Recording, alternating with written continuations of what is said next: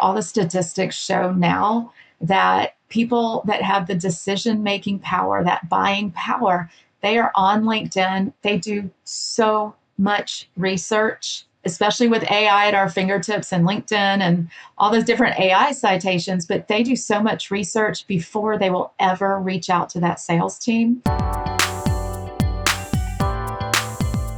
In a competitive and highly regulated vertical such as life science, your B2B marketing can feel busy, but the pipeline is still quiet, which is obviously bad for growth. Organizations in this vertical need to stand out by building trust and being seen as an authority or expert in their space. So, how can marketing teams in this vertical show up stronger online and create greater visibility for their organizations? Welcome to this episode of the B2B Marketers on a Mission podcast, and I'm your host, Christian Klepp. Today, I'll be talking to Lauren Schaefer, who will be answering this question. She's the founder of Lakehouse Digital Media, who helps life sciences, tech companies, and growth-minded founders build authority that actually drives demand. Let's dive in. And away we go. Lauren Schaefer, welcome to the show.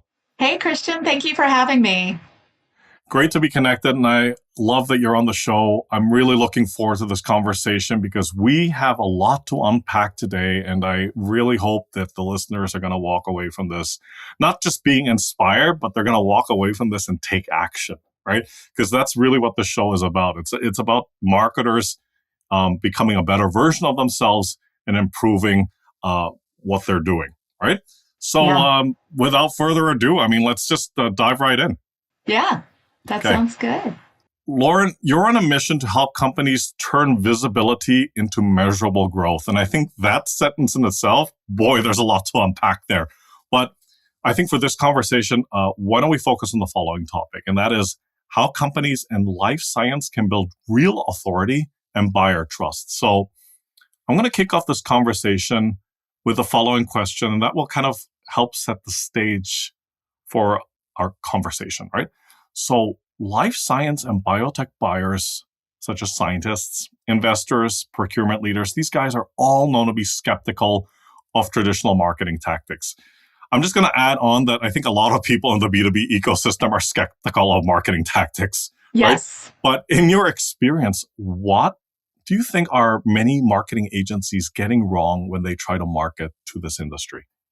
The most important answer to that one is a lot of agencies want to go in and be flashy and, just tell them all the things that as an agency knows and why we're going to do such great things. And they forget to listen. And it's absolutely true in life sciences. You could say that for most industries. But at the end of the day, the art of listening and being a really good marketer have to go hand in hand. You have to be able to slow down. And even though for this industry, we work a lot in life sciences and different aspects of it. But at the same time, each one, you can't be cookie cutter with your approach and your strategy. And you have to really understand the client's pain point. What are their biggest goals? What are their biggest challenges? To really be able to walk in their shoes and understand this is who we need to talk to. It might not be the exact client we have right now, but this is who we want. And this is how we can add value. And this is the biggest thing is they want to feel understood about their pain points, but you've got to listen. You can't just throw a bunch of marketing jargon at them and hope that it sounds impressive, but you have to really take the time to understand them and to listen. That was a great answer, but I'm going to play the devil's advocate now because I'm sure you've dealt with this before, right?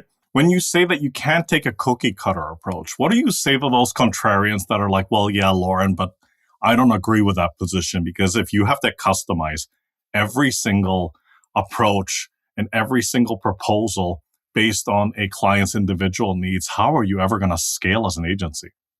So I think that's great. And I've got, here's my two-part. If you looked at our standard for us, our standard package, they are going to look very similar, whether we're talking to a CDMO, whether we're talking to a really small CRO that's getting started, or whether we're talking to like a large venture capital firm. The things we say to do, those channels, and by channels, I'm talking about a website, your email, your search, your ads, your social, those things are going to feel like, yes, our packages are going to be similar in how we, the services that we offer, but it comes down to then personalizing those emails, understanding, are they talking scientist to scientist in the tone? Are they talking more at a leadership level? Are they talking to everyone across the board to get more brand awareness? And that is where you really have to customize. You have to understand the one you're talking to. Are we talking about? I'll use a manufacturing organization as, are we talking to someone who their biggest pain point is, how do I talk to the procurement officers that I want to talk to, and who do I talk to the right people? Or are you talking to someone who needs marketing to help them do get to get some really great hires? So maybe you're talking to HR.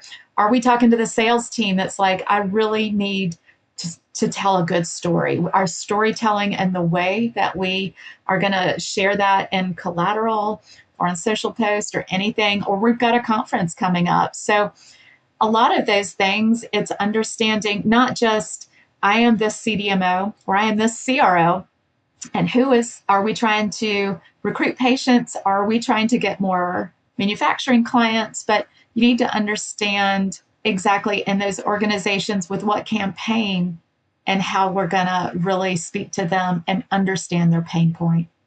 Absolutely, absolutely. So yeah, that was great. So here comes the second follow-up question. And I can't help myself but ask you this because a lot of people say, okay, you got to add value to your client, right? So add value this, add value that, and then people are talking about it on LinkedIn. Like you gotta keep showing up and keep adding value. But then more often than not, when you start scratching a little bit and you ask them to define value, they don't actually know how to explain it. So I'm gonna throw that one at you. Yeah. In the context of life science, please explain how not just agencies, but the marketing teams can help add value to their customers.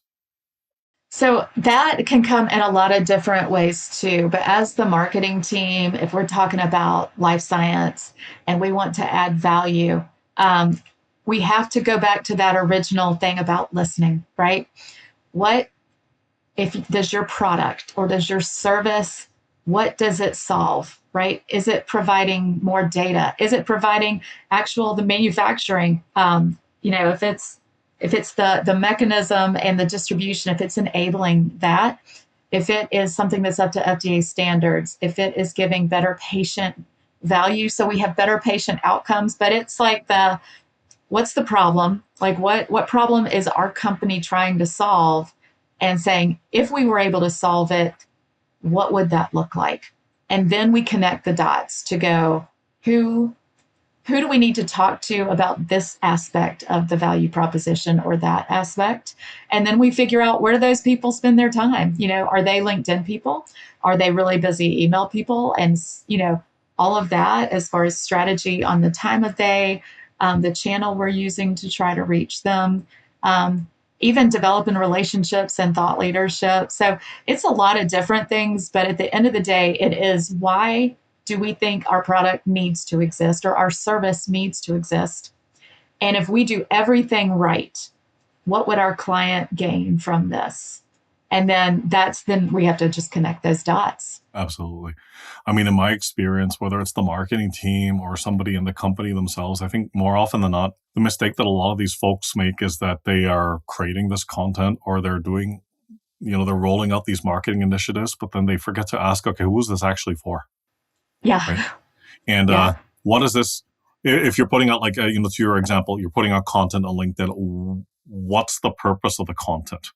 Like, what issues are you trying to address? What's the purpose? Because there's different reasons for creating content, as you know, right? Is it brand awareness? Are you encouraging them to take action on something?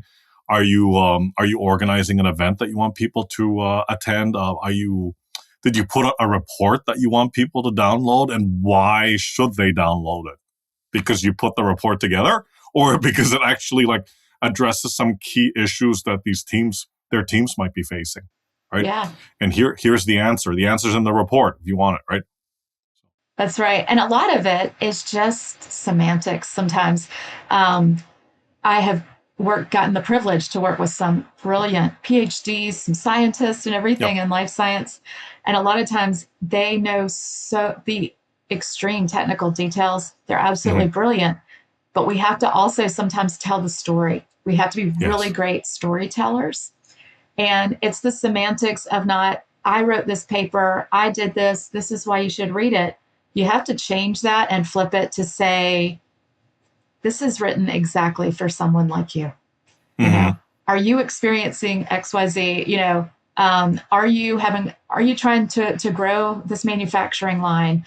Yep. Are you needing to get better patient outcomes, but we need to recruit the right patients for you, Yep. but you have to really talk in their language, and it's not me, and I, and look at my paper and my company is so great, but you've really just got to be so focused, outwardly focused on the end user or the company that you need to help. And I think if you always keep that in mind, that their semantics start to change from I to you. And that's so key. Yeah, absolutely. In a highly regulated industry such as life sciences, this almost sounds obvious, but I'm going to say it anyway. Buyers buy from experts and not logos, right? So how can companies that are in the life science space, how can they leverage LinkedIn to build that personal trust without coming across as generic? And we just had this discussion, but over to you. Yeah, no, I think LinkedIn is such a great vehicle. Years ago, people would just use it as a jobs platform, but it's really all the statistics show now that people that have the decision making power, that buying power, they are on LinkedIn. They do so much research now, especially with AI at our fingertips and LinkedIn and all those different AI citations, but they do so much research before they will ever reach out to that sales team. And so you have to make sure that your story's out there and that you are positioning your brand and yourself as a thought leader. And LinkedIn is a really great platform. And here's why. Not only is it a great professional platform where people are going on there looking for business information, they're looking for that relational aspect, but the trust factor that LinkedIn adds in is significant. So, Christian, one of the first things, if we're on LinkedIn and I'm going, I'm going to talk to Christian on his show later. First thing I'm going to do, I'm going to go as a LinkedIn person, I'm going to connect with you, right? I'm going to say, is he a real person? What are his credentials? Whether it's education, where he's worked, what his job titles are. But the biggest trust point for me, and especially in life sciences, this industry, is I like to see, do we have anybody in common? Because I don't know if they're your best friend or just somebody that you've connected with. Maybe you met them at a conference or maybe you met them through mutual people on LinkedIn. But when I see suddenly we have 7 people or 17 or 70 people in common, that in the back of my head is that trust check mark. Okay, they are a person who is in my industry. And the life science industry as a whole is enormous. But at the end of the day, it's still a very small world of who knows who. And so LinkedIn gives you the ability without you making any effort, but for somebody to go on, I can see, oh, there's Christian. Oh, we both know Alex. Oh, we both know John. Anything like that. And it instantly adds a little bit more credibility, even without knowing their relationship. So that's the first part, is that trust part. And are they a real person? If we want to see any of their background, it's all right there for you to see. But on the flip side, it's a great place to share thought leadership. Let's say if the FDA puts out some new regulations, and you can not always talk about yourself and here's my company and here's why we're so great and adding value, but you can be a thought leader to take that article that's out that's summarizing what's going on with the new FDA regulations. You can share it and say, this was significant and here's why. This is going to be the impact. But it shows that when you understand the industry, it shows that you're keeping up with the industry, which is very fast moving at sometimes. But it shows too that you understand the cause and effect of these new regulations that come out. They want people that already understand them. They want people that already know the industry. And LinkedIn is such a great platform because it shows, do we have any people in common? Are they a real person? What are their credentials?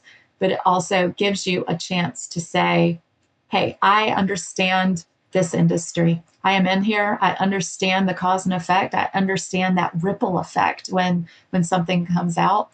And it lets people know that you know your stuff. I tend to agree with that. But here's my question to you, Lauren. Like, do you feel that I wouldn't even say lately. I've seen this trend happen over at least 2 years. Do you feel that people on LinkedIn are becoming a little bit more, well, I don't know if pushy is the right word, but they're using all those tactics that you just mentioned, but they're trying to like expedite the process, which means even in specialized, like highly specialized B2B sectors, and I've had people from those sectors reach out to me, right? They tend to what I mean by expediting the process is they want to skip the whole like building trust, and then they just immediately ask you to jump on a call with them, right? Yes. Have you seen a lot of that, or have you seen people that are going in under the pretext of like, hey, we came up with this research paper or this article, and I'd like you to like, I thought this might be useful to have a look, and then 2 days later they'll say, hey, Lauren, did you read it yet? And it's almost like using that same sales tactic, but they're using it. They're sending you. They're using that sales tactic under the guise of adding value, right? Yeah, I will say I'm super opinionated on this because Mm-hmm. this Please. is where I think LinkedIn really gets abused and Yep. people just start to shut down. And that makes it ineffective for everybody. So I would say a few years ago, I do LinkedIn training for companies. And I used to say, which I no longer do because of this exact thing, I used to say, this is not your Instagram, your Facebook, where a stranger is going to see your family photos. If someone reaches out to you, I used to say, I accept all things that people are trying to connect to grow your business, to grow your network. But then if they get spammy, then you block them. That used to be. Mm. I no longer say that because it has gotten out of control with people reaching out and, hey, I think it would be great. I have this value proposition. Hey, I can do your books. Hey, I've got a great white paper for you. And then it's just like you said, every 2 days, can we have a meeting? Did you read my paper? Did you get this? And it's just, it's pushy. It's annoying. A lot of people are using, third parties to do this. So it's also coming across that it's not exactly genuine. So what I say to those now, unless they really have a great approach, I almost never respond to any of those, which has changed quite a bit over the last probably 3 or 4 years. What I value now more than anything is even if I'm at a conference and I meet somebody and within 24 hours I do it, I appreciate it when they do it. Then they reach out to me to say, hey, we just, I was the guy you bumped into at coffee. I work at so and so. It was great that we really enjoyed that presentation we saw together, but just thought we wanted to stay in touch. So it gives context. It's a real person with a real meeting that we just had. Or if it's somebody else, if they really are trying to get an intro, but they say, hey, by the way, I saw you have done work with XYZ. Or by the way, we both know Susan, whoever. And so I asked her if I could reach out. I thought we might have a lot in common. But I think that is a much softer landing and more genuine, where if you just meet somebody, then you reach out and remind them where they met you.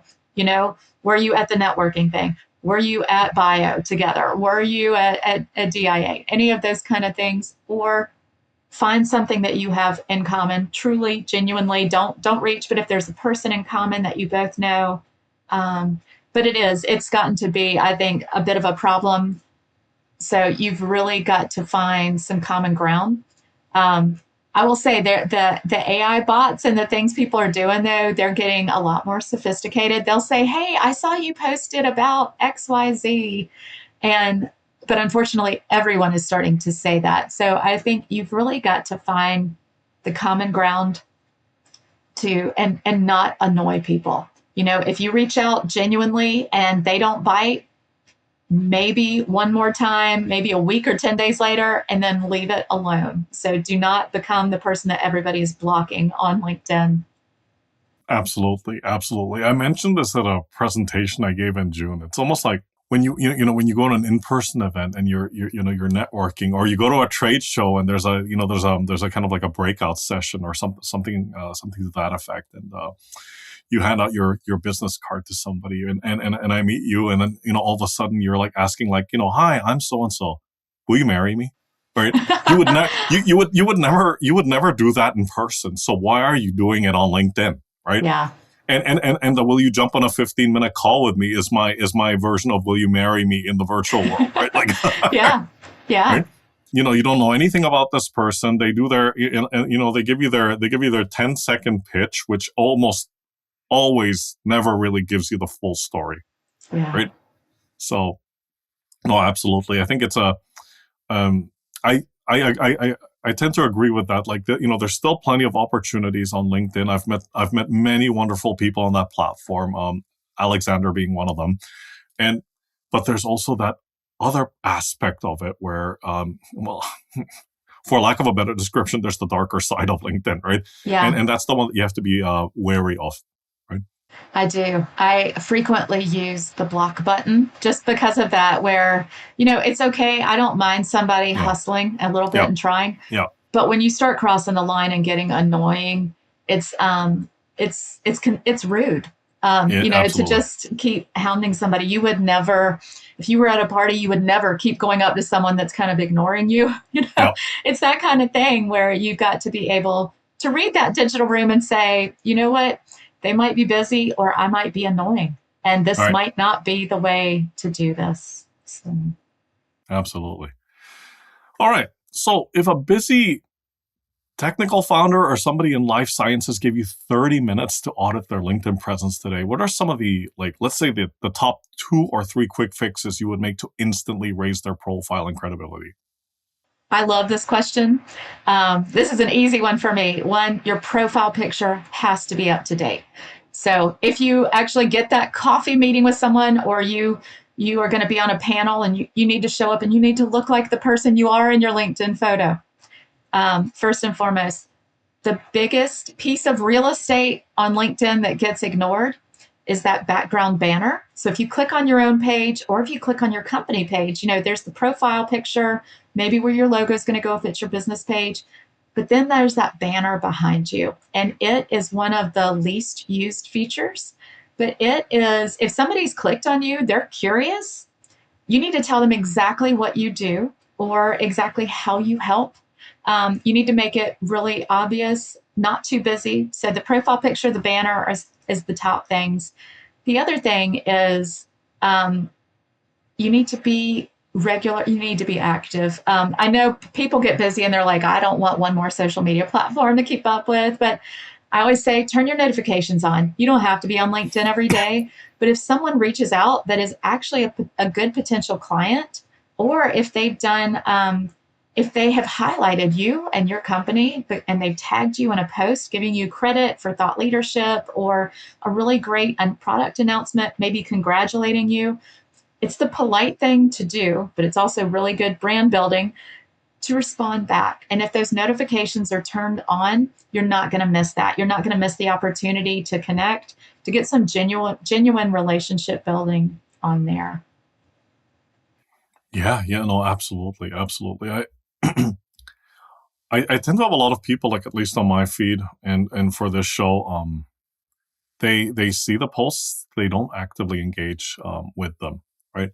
And I'm sure you have an opinion about this too, but I tend to tell everybody, like, to not underestimate them, simply because they don't engage with you. Like, one of my previous clients, like somebody that went on to become a customer of ours, he never engaged with any of the posts. He never liked any of them. He never commented on them. He never reshared them. And when I asked him, like, well, what inspired you to reach out, or what motivated you to reach out to me today? And he said, well, I've listened to your show and you're saying all the right things. Yeah. Right. So, Yeah. I've had that happen so many times on LinkedIn where I'll be maybe in a part of my world that isn't work. I'll be out with my family. We'll be at church. We'll be somewhere, and Mhm. somebody will come up and be like, "I didn't know you were working with so and so," and I'm like, "Wow, how'd you Oh, know that?" And they're like, "Oh, well, I mean, you put it on LinkedIn." Or we've had people reach out that have become clients and have become friends, and they are the ones that are the silent. I would say there's a huge majority on LinkedIn that is just the observers. They yes, are on observers. there, they are soaking it all up. They're doing their research. Hmm. They are looking at who knows who would be a good fit, who is showing really good signals that they trust, that they know what they're doing, who am I already connected to that knows them. But it's all those trust things. But those observers are like they're the silent crowd that are so powerful. I've had several clients come from that where I never even knew they had a LinkedIn account, because Yep. we never see that, like, you never see the comment, but suddenly they're talking about what we've been posting. Yep. Yep. I like to call those people the silent advocates, Yeah. right? Yes, and those are people that must never be um, underestimated. These are also people that must never be ignored, right? So I think Yes. when we got to, I think it was a while back, but like once we reached episode 200 in our show, like that milestone, right? And I put out a post, and even when we reached 100 episodes, I put out a post, and I basically wrapped up the post by saying, and thank you to you, whoever you are out there that continues to listen to our show, because without you, this podcast wouldn't exist. That's Thank you right. for your support, right? Yeah. That's right. Right. Absolutely. Okay. And as we're finally wrapping up the show, I've got two more questions for you here. So, sales cycles in the life science space, and in many B2B verticals for that matter, can take several months. Mhm. And in extreme cases, they can even take years. So, how do you bring that accountability back into this type of marketing so that leadership knows their LinkedIn and their content efforts are actually working? Because, this is at times the great struggle in marketing, isn't it? It is. It's that constant need to reassure those outside the marketing function that we are making progress, that this is working, this is generating results. So how do you do that? So, one of the biggest things that we offer every client, whether you have, most of our clients have packages with us. Some of them might come in and say, just do our LinkedIn. Regardless of if you just do LinkedIn with us, you just do SEO, or you do the whole gamut, we provide every customer with a marketing dashboard. It is a live link that at any time they can see every marketing channel they have, whether it's email, their Google Analytics, ads from different platforms, the words for SEO, all the things, all social media, different social media channels, to say, is LinkedIn really the strongest? Are we getting traction there? Are we growing on a regular? And our dashboards compare, they compare month over month. So where are we right now compared to where we were last month? And they also, in the same graph, compare year over year. And we can change that to quarters and different things. But here's what I love. They're very visual. So people, if they're busy and they don't have time to look at all the details, they can go, what's green, what's red, what's up this month, what's down. We send everybody the beginning of the month just that link. We resend the link and we say, kind of, here's our 3 to 5 takeaways. But what it does, it is offering immediate transparency 24/7. If you are paying us to do your marketing, it needs to be getting traction for you, whether that is LinkedIn, whether it is how you're showing up in search, whether it's if your ads are performing, are you getting some ROI there? But the transparency is absolutely key to know your data. For us to be able to say, here's what these things meant. If you are in the month of July, this is typically the slowest email month of the whole year.